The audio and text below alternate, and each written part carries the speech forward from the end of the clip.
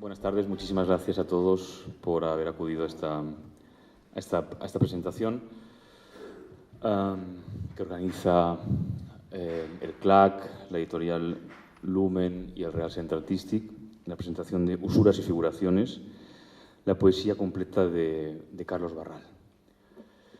Quisiéramos que este acto, que esta edición, de hecho, fuera un homenaje a la figura de Carlos Barral.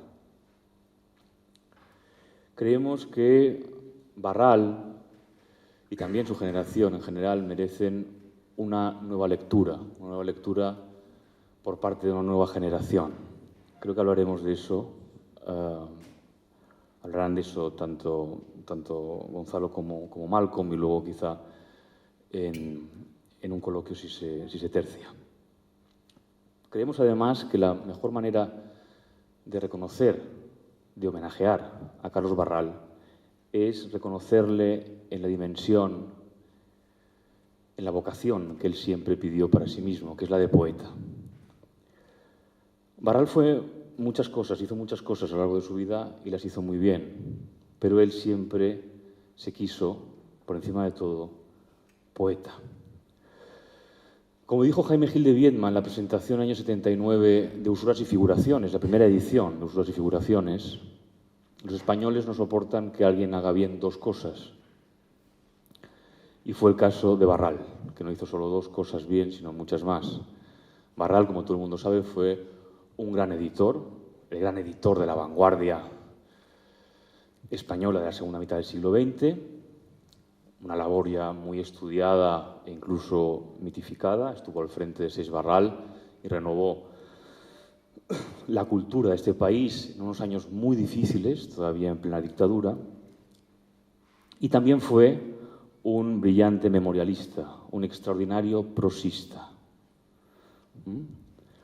Pero lo que fue desde el principio y hasta el final de su vida fue, sobre todo, poeta. Yo creo que hoy vamos a hablar sobre todo de la poesía de Barral, que es una manera de recordar su importancia, y también de una manera de denunciar, si me lo permiten, la progresiva desmemoria que está viviendo esta ciudad, Barcelona. La semana pasada leíamos una noticia en La Vanguardia de que la Casa Museo Barral en Calafell, por cuya fundación tanto peleó Ivonne Ortet, la viuda de Barral, fallecida este verano, cerraba por falta de presupuesto. Y eso realmente es un síntoma de lo que está ocurriendo en nuestra sociedad. Es decir, que una figura tan completa como la de Carlos Barral sea menospreciada desde el punto de vista público es verdaderamente una vergüenza. Una figura como la de Barral, en su dimensión pública y estética en París o en Londres, tendría un reconocimiento perpetuo por parte de los responsables públicos. Esperemos que eso se reconduzca y se corrija, pero como digo, es sintomático. Por tanto, releer a Barral, volver a editar a Barral, preocuparnos porque sus obras estén vivas, discutirlas, darlas a conocer a los escritores más jóvenes, es una manera de mantener vivo el espíritu crítico del propio Carlos Barral, del que nunca abdicó a pesar de todas las adversidades. Esta nueva edición de Usuras y figuraciones, de la poesía completa de Barral, pretende ofrecer una nueva visión de esa poesía. Se han dado algunas lecturas ya previas, pero creemos que la poesía de Barral, a diferencia de lo que ha ocurrido con otros miembros de su generación, como Jaime Gil de Biedma o José Ángel Valente, no ha tenido una lectura tan atenta, porque su poesía quizá no es tan inmediatamente empática como la de otros compañeros, como Gil de Biedma o José Agustín Goytisolo. A principios de los años 80, en una entrevista, Carlos Barral dijo: «Yo soy el mejor poeta de mi generación, pero no tengo ninguna prisa en que se me reconozca». Yo creo que solo alguien como Carlos Barral podía decir eso con gracia, con elegancia y sin que fuera una arrogancia imperdonable. El otro día un amigo me decía: ¿tú crees que poco a poco se reconocerá a Carlos Barral como mejor poeta que Jaime Gil de Viedma? Y la verdad es que en este país tenemos la manía siempre de entronizar a gente, a los escritores, en las distintas generaciones. Es un país caudillista. No sé por qué hay que situar a Barral por encima de Gil de Viedma o a Gil de Viedma por encima de Valente. Por suerte, la generación del 50 es una generación que está llena de grandes escritores, tanto en prosa como en verso. Gil de Viedma es un grandísimo poeta, como lo es Claudio Rodríguez, como lo es Valente y como lo es también Carlos Barral. Lo que ocurre es que se ha intentado muchas veces reducir la poética de estos escritores a una doctrina de escuela que es espúrea, que es falsa, a mi juicio.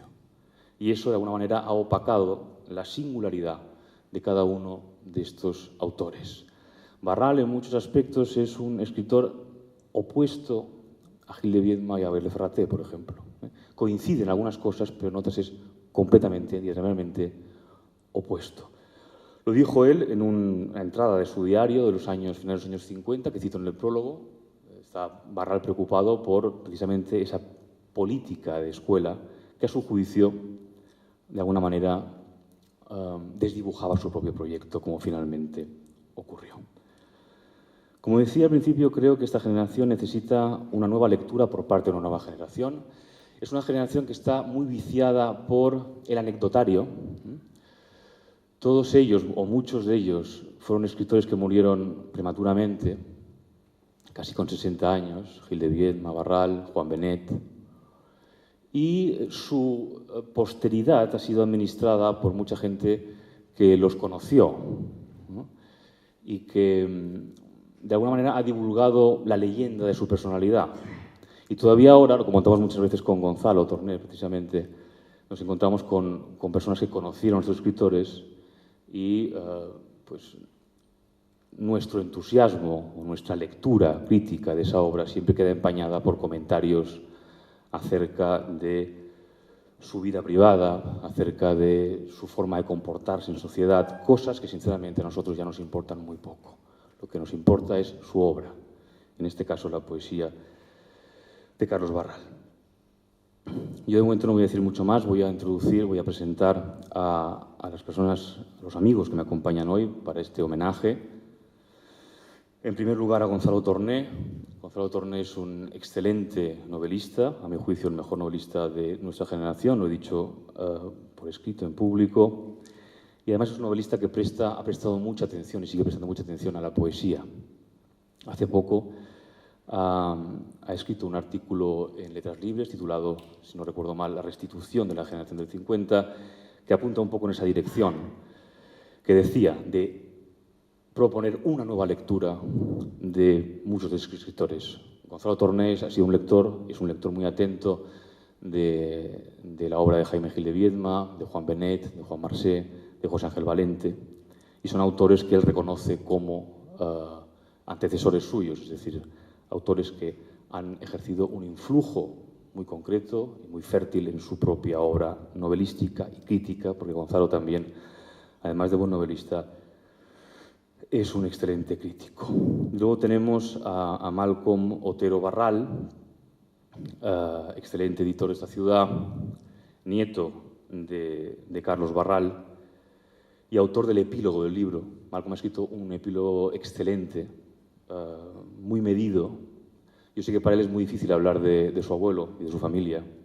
Y en ese sentido tengo que reconocerle que nunca se ha aprovechado de la figura de su abuelo. Es decir, es muy arriesgado haberse dedicado a la edición, teniendo una figura familiar tan potente y tan magnética, tan cerca, y lo ha hecho siempre con muchísima elegancia. Es decir, jamás se ha aprovechado de esa sombra, sino que más bien la ha mantenido alejada. Pero los que le conocemos y los que le queremos sabemos que su dedicación al mundo editorial es un homenaje secreto a su abuelo.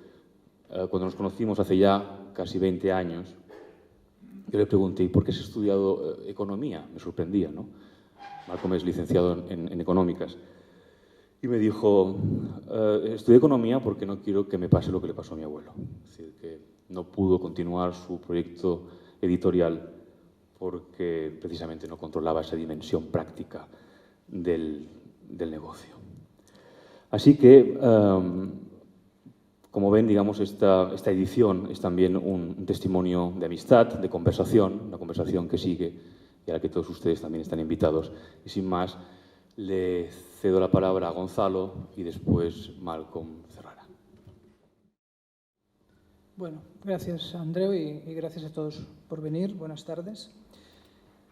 Yo quería empezar, voy a hacer un pequeño recorrido por mi lectura personal, que supongo que se puede proyectar a la lectura de todos, tanto de la prosa como de la prosa que hice escasamente en septiembre y de la poesía que he hecho escasamente esta semana de Barral.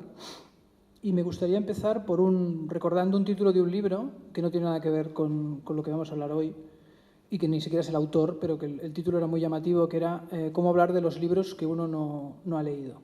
El título que parecía o que puede sonar provocativo, en el fondo marca una línea muy importante de lo que es la cultura de todos nosotros. O sea, cualquier lector tiene una serie de libros que ha leído, tiene una serie de libros que quiere leer y tiene una serie de libros que sin leerlos los da por leídos. Es decir, no le interesa lo más mínimo leerlos. Son libros de los que podemos hablar porque tenemos argumentos para no leer.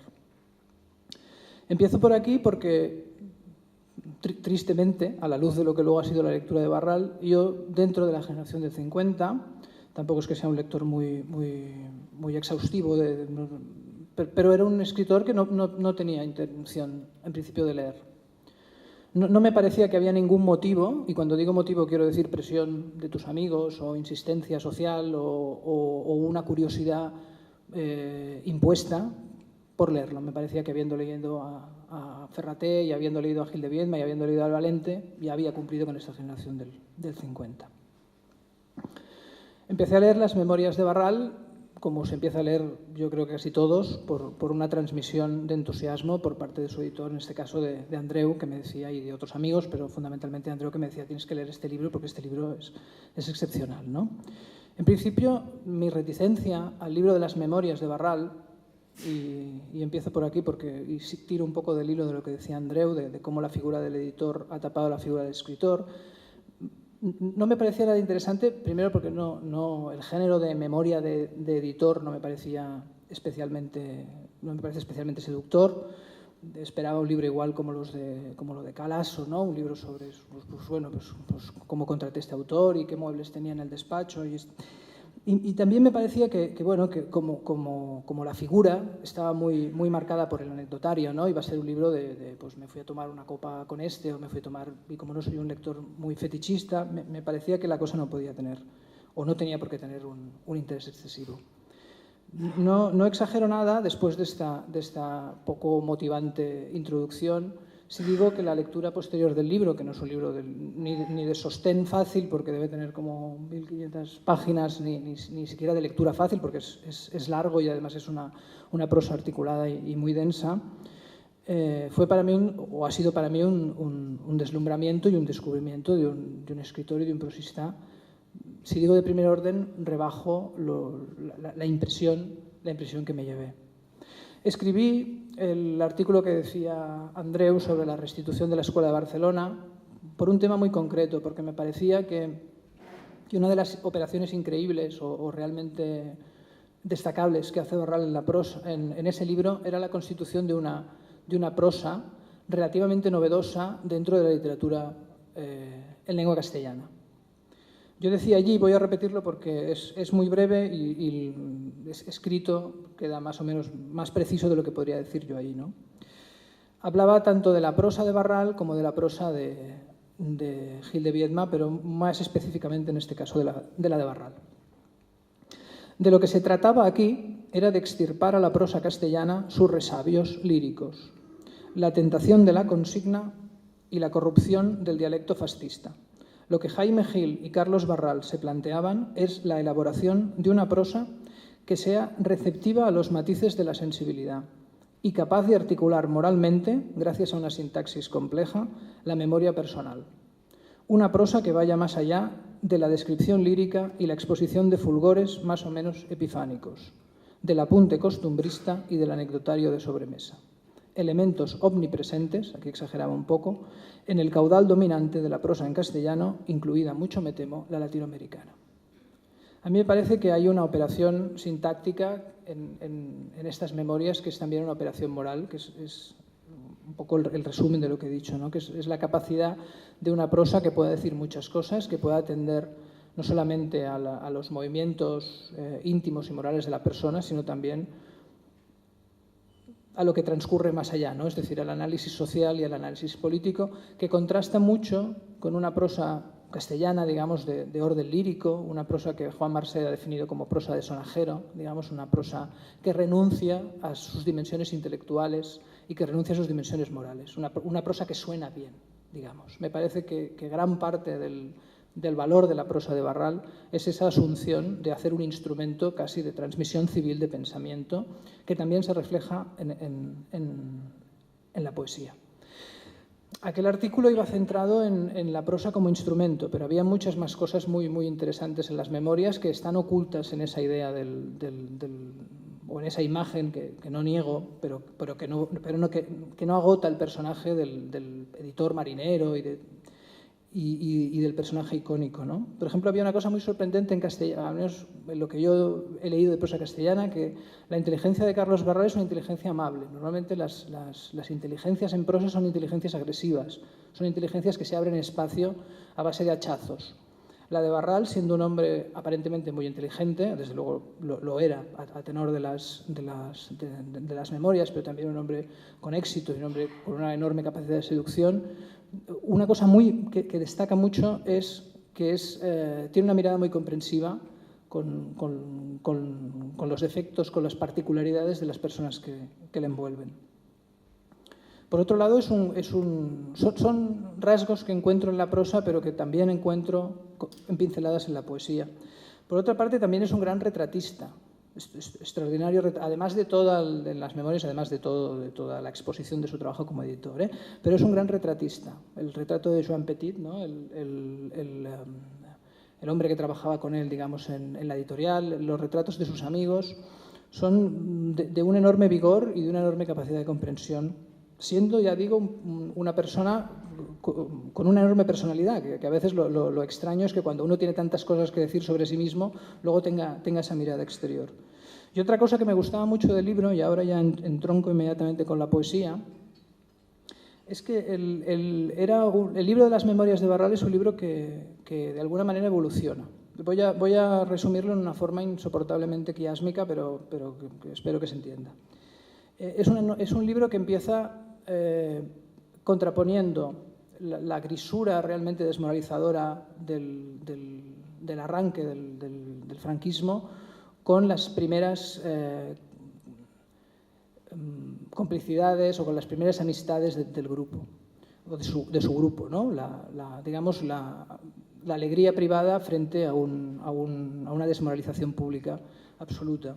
Y el libro termina, o el libro de memorias de Barral termina con un mundo social que está mejorando, con una llegada de la democracia, pero con un apagamiento de todo su grupo, de su generación, ¿no? La llegada de la vejez, el fracaso relativo de sus últimas empresas editoriales.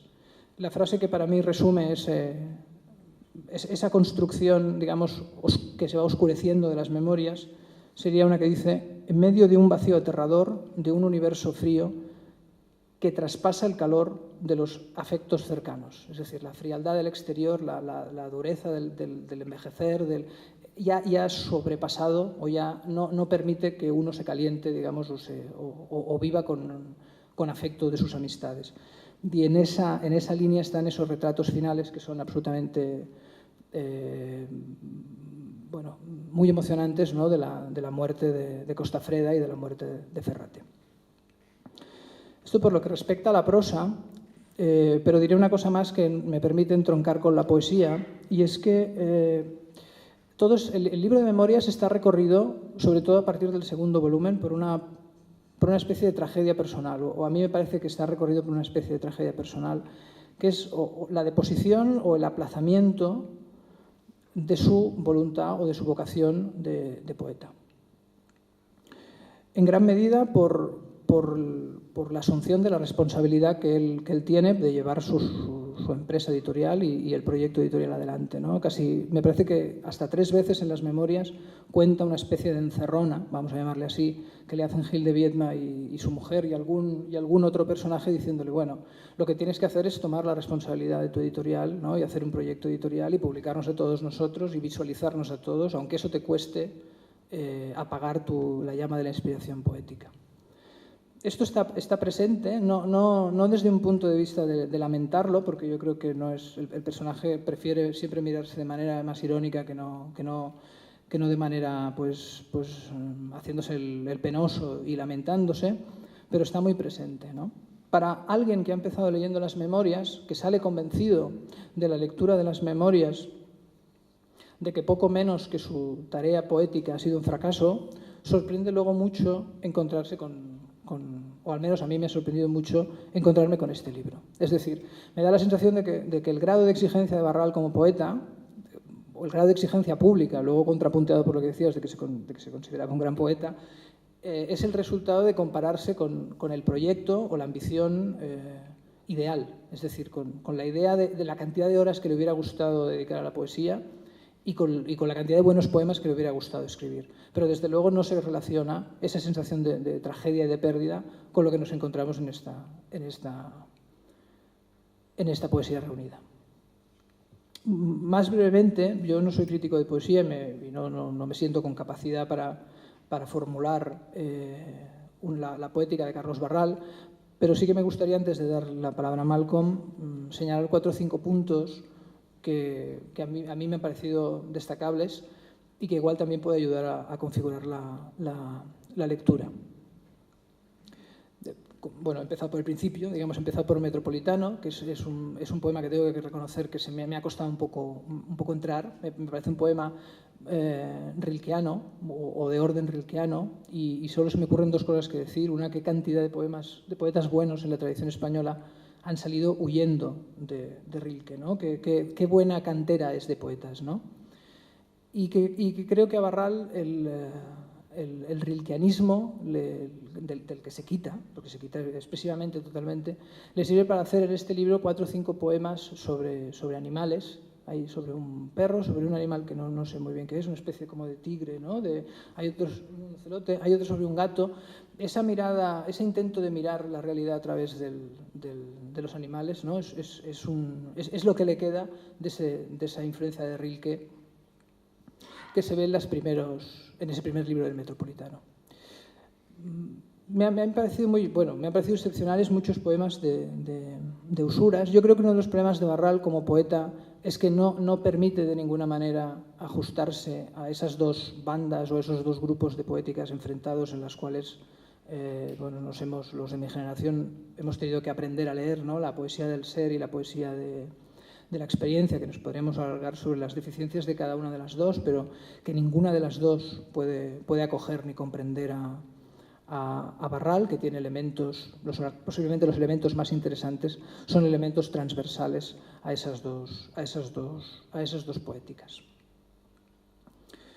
Quiero destacar ya, para terminar, sobre estos poemas de usuras y figuraciones, 4 puntos muy breves, en cierta manera en contraste con la poesía de Gil de Viedma. Posiblemente porque es una poesía que conozco más y a mí me ha sido provechoso leerla en contraste, no en competencia, sino en contraste con la de Gil de Viedma. En primer lugar, que Barral es un poeta con gran capacidad para la descripción, pero no describe nunca o opta no tanto por describir con pequeñas ráfagas descriptivas, con 1 o 2 versos, sino que describe, ya lo veréis o ya lo habéis visto, por acumulación y por derrame, a veces por continuidad de metáforas, ¿no? Hay un poema realmente asombroso sobre la borrachera que es un intento descriptivo tras otro, estados de descripción continua. No tiene esa contención poética, ¿no? que trata de hacer una descripción en 2 rayas. Hay muchas veces que funciona por acumulación. También en un poema que describe una pequeña tempestad de verano, también hay una descripción de unas gotas de agua. No le importa alargar, digamos, las descripciones de los poemas.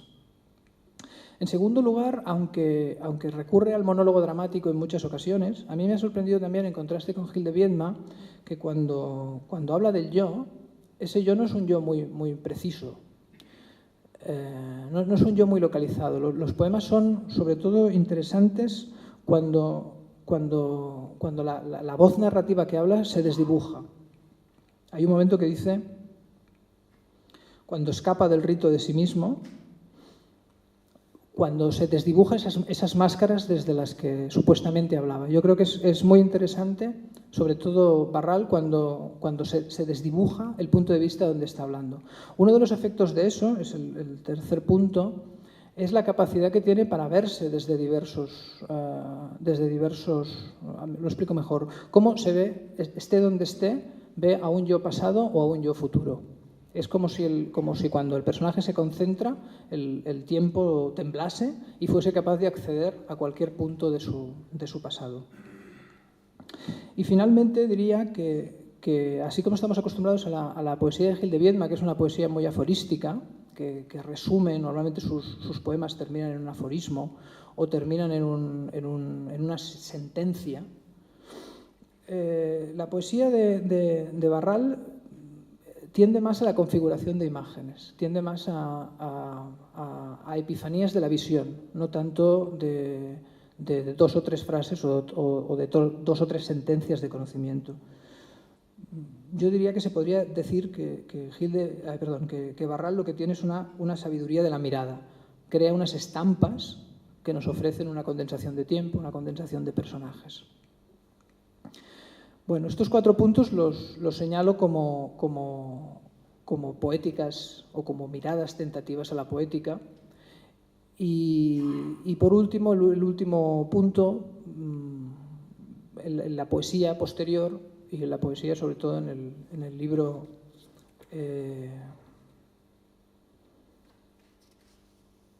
de Lecciones de Cosas, me ha llamado la atención de que tiene una posición admonitoria, es decir, ya es el poeta viejo, el poeta que da consejos, pero que me ha llamado la atención que no son consejos morales o no son consejos de sabiduría, sino que los consejos que le da a su nieto son consejos de cómo hacer cosas, son consejos muy prácticos, y por otra parte está como más abierto a aprender cosas de su nieto que no a enseñarle.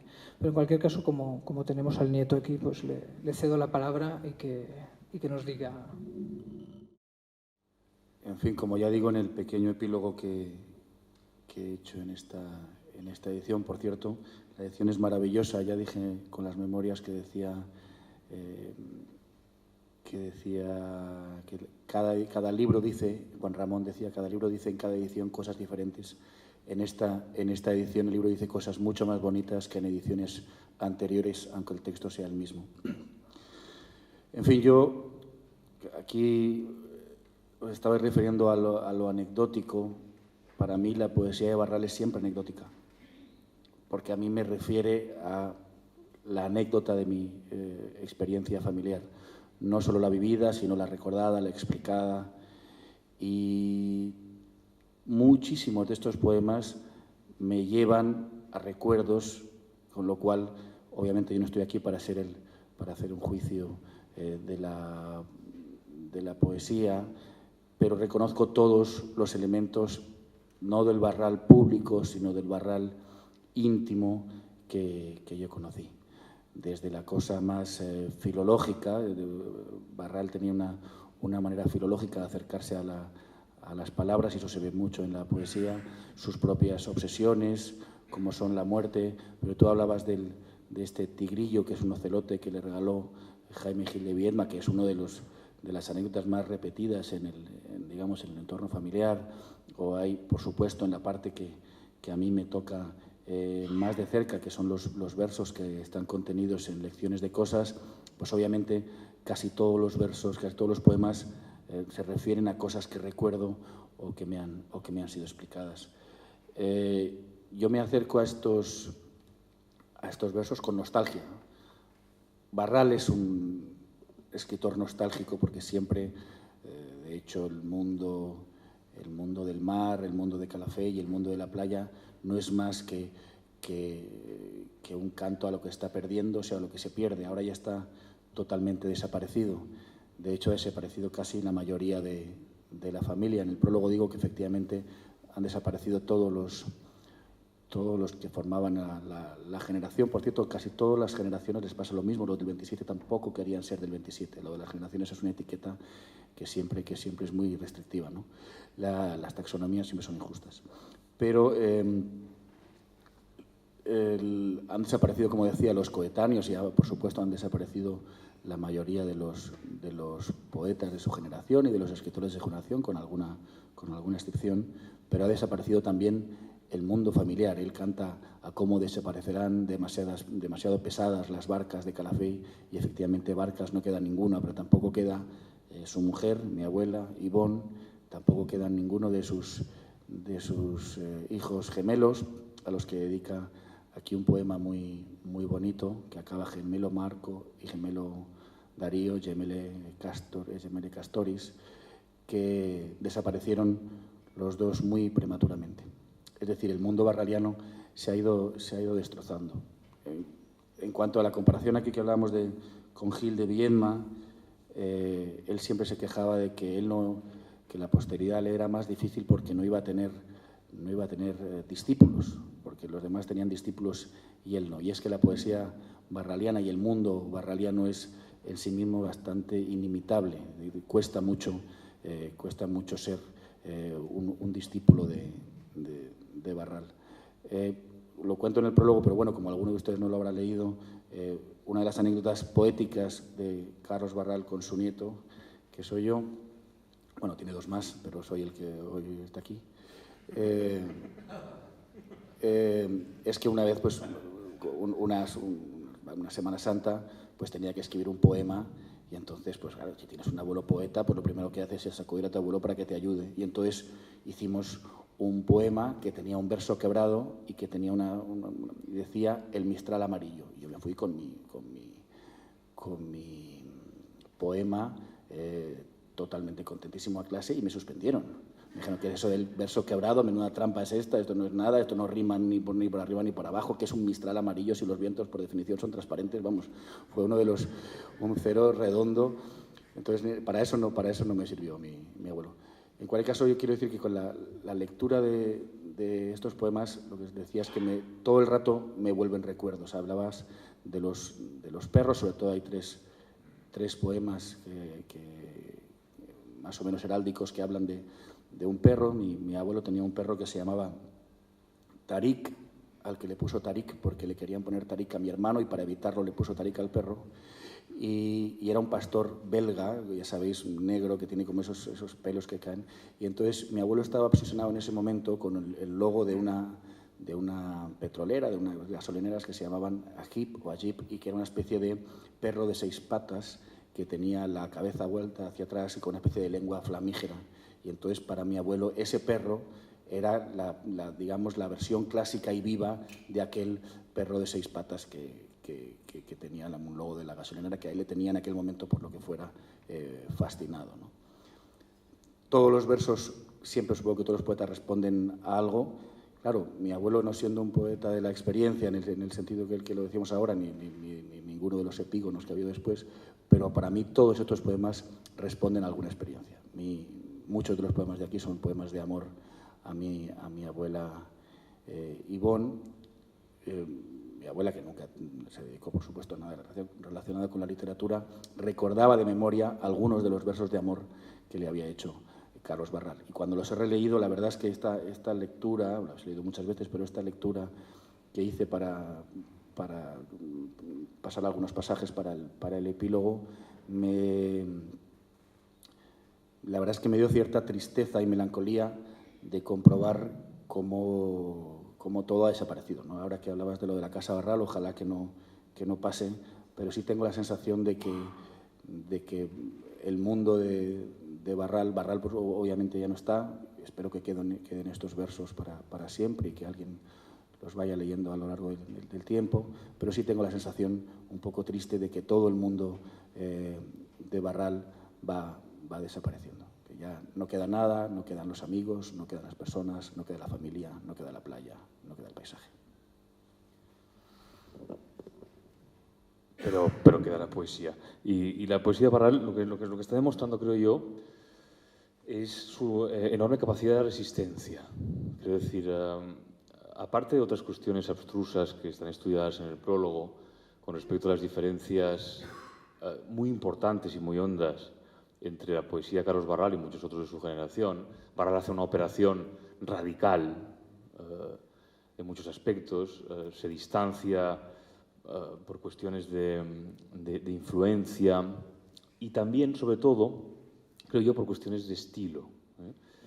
Es decir, tanto Gilema como Ferraté sostenían que uno no tiene que tener demasiado estilo, que solo tiene que tener el estilo que le ha procurado su educación y que no hay que enfatizar el estilo. Barral, desde el principio, desde Metropolitano, tanto en verso como en prosa, opone lo contrario. Es decir, él siempre buscó un gran estilo, con algunas concomitancias, por cierto, con operaciones en prosa de otros miembros de su generación, como serían el de Juan Benet y el de Sánchez Ferlosio.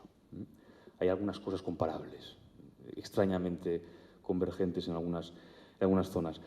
Pero realmente cualquiera que se asome a estos poemas, que son de un rigor extraordinario desde Metropolitano hasta el final de su vida, hasta los poemas dedicados a Malcolm y el libro que estaba trabajando cuando murió, Extravíos, nunca jamás bajó la guardia en ese sentido. Barral funda su lengua en Metropolitano y después, a partir de 19 figuras de mi historia civil, cambia su paisaje y se dedica a averiguar experiencias mucho más cercanas, pero jamás abandonó ese pulso que fundó en Metropolitano y que está basado en una relación muy particular con la lengua, con el castellano, de alusión siempre indirecta, con adjetivos muy relumbrantes y restallantes, con una lengua que adquiere un calor específico por su cercanía con el latín, muchas veces remonta la corriente etimológica de las palabras. En una operación, como decía al principio, completamente inversa a la de Gil de Viedma o de Ferrater o incluso de Valente o de Claudio Rodríguez. Es un poeta en ese sentido excepcional en su generación. Yo creo que solo tiene un parangón en la poesía catalana, que es la poesía de Foix. Hay algunas cosas, alguna concomitancia desde el punto de vista estilístico con Foix, que además me consta que es un poeta que a Barral le gustaba muchísimo.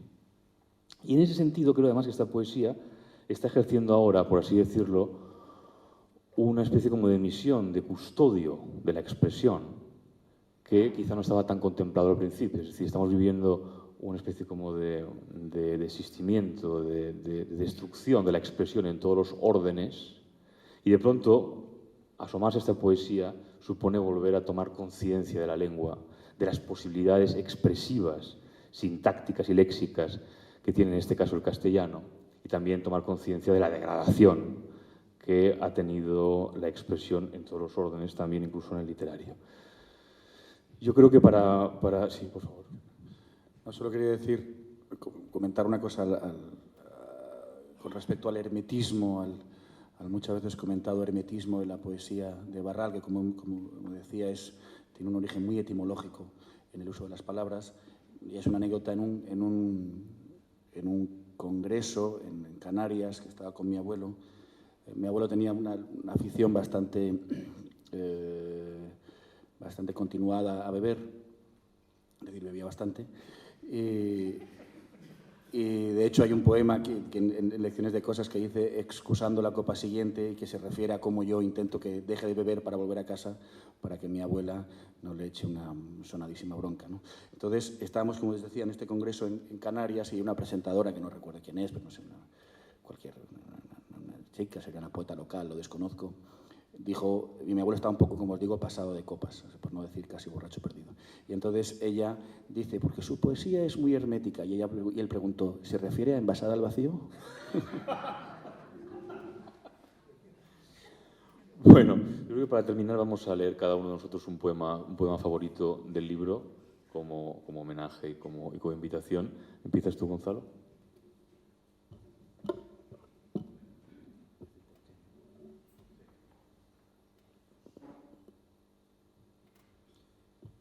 Dice, lamentando la muerte de un vecino. Es eso sobre todo lo que duele, un súbito vacío muy cercano, burbuja de no ser que la vida consiente en su abundancia por descuido, mientras por todas partes se derrama y crece. La vida que te envuelve te divierte, ignora que alguien falta, que ha perdido el número preciso de su gente y que somos impares. No nos dice aún que no hemos sido el que perece. Es un vacío inmenso y no sabemos cómo, cuánto, qué cosa se disuelve, que a lo mejor ya fuimos y pregunta cada cual si es el muerto de repente. Voy a leer el primer poema de Lecciones de Cosas, que se llama Te saludo. Nadie confiesa su rencor por esta soledad desbaratada, quebrada en sus estancias por cada gesto cómplice y cada voz amiga. Cuando el afecto ahuyenta y destituye el yo penosamente convocado y entra tibia la vida de los otros como un humor de hierba en los lagares. Solo algunos reniegan de la impaciencia por la quiebra del rito de sí mismos, revelada de pronto en los contornos del importuno amor, y sin embargo es con frecuencia amargo, es doloroso ser sorprendido por ternura extraña, resolviendo en el alma declinada. Solo tú no me estorbas, justamente porque llegas corriendo, porque vienes gritando tus minutos y tirando del otro cabo del tiempo victorioso, que te sigue sumiso o te adelanta, juguetea en las frondas primeras de este día interminable y parece que avance sonriendo.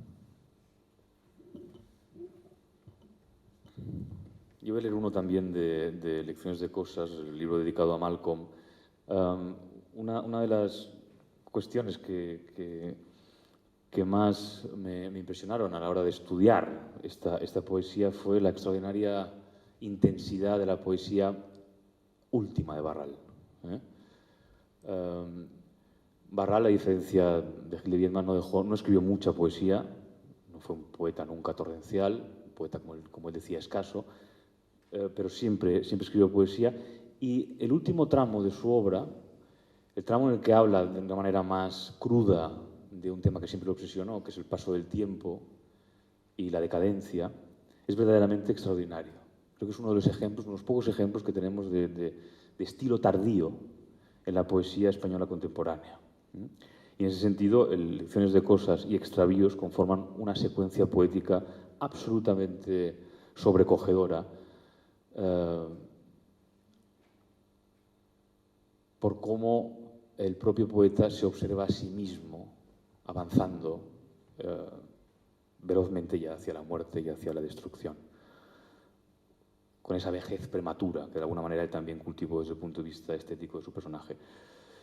El poema que voy a leer se titula Celebrando la vieja barca a la manera de Cátulo. Como cuenta Malcolm en el epílogo, Barral sostenía que había que pronunciar Cátulo y no Catulo. Tenía, al parecer, largas discusiones con el helenista Cuartero al respecto. Y es un ejemplo de cómo opera Barral como poeta. Es decir, este poema viene a ser una adaptación del Carmen IV de Cátulo. De hecho, hay un epígrafe de los primeros versos en latín que él en la primera estrofa de alguna manera adapta.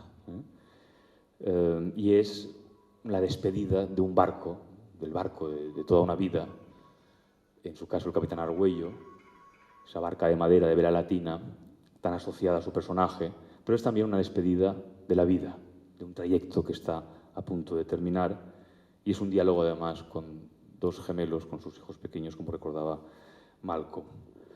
Los versos en latín dicen Facelus ille quem videtis hospites ait fuisse navium crererissimus neque ulius natantis impetum travis.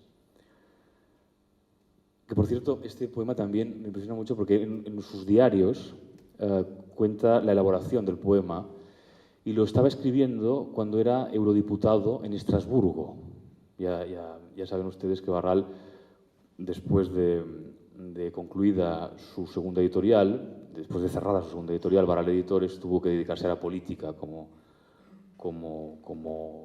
tarea alimenticia en las listas del Partido Socialista de Cataluña, primero como senador y luego como eurodiputado. Entonces hay una escena bastante impresionante en los diarios, que Barral está en Estrasburgo solo en un hotel, bastante deprimido, y observa un paisaje nevado, gélido, y al mismo tiempo está solo en su habitación dándole vueltas a este poema y traduciendo a Cátulo. Y es una imagen realmente como de un último gesto de dignidad, cuando prácticamente lo había perdido todo, salvo esa pasión por el lenguaje, por la poesía. Por cierto, como eurodiputado tenía ideas estupendas. Propuso que el latín fuera nombrada la lengua oficial de la Unión Europea. Debía ser un espectáculo oírle levantarse y defender esa idea, ¿no? Como la que también defendió en el Senado, porque a Barral le irritaba muchísimo eso que ahora se ha aceptado tanto de hablar del Estado español, ¿no? Y dijo, bueno, que para acabar con esta tontería, que se llamara Hispania, que era el nombre verdadero de este país. En fin. Esta barca que veis, amigos míos, dice haber sido tan ligera nave que nunca fusta alguna al ímpetu del trapo ni de las palas la avanzó en su ruta. Dice que no pueden negarlo las tormentas, la ventisca de Creus, las ráfagas del cabo, el mistral amarillo de las altas murallas, los terrales del Golfo y los del Delta y el parapeto de los montes grises donde fue selva antes de ser navío. Fue ramas que proclamaban el conjuro y penacho en la cima, a cuyas faldas entró viva en el agua rebansada. De allí me trajo sorteando vientos, saltando abismos, descrestando espumas, con la vela a la buena o a la mala, o por el pie de Júpiter mecida. Y no invocó a los dioses ribereños, cruzando la mar nueva hasta este puerto de aguas secas y blancas y arenales. Mas eso fue hace tiempo. Ya tranquila, envejece leal y os es devota, gemelo Marco y mellizo Darío, gemele Castor et gemele Castoris. Muchas gracias.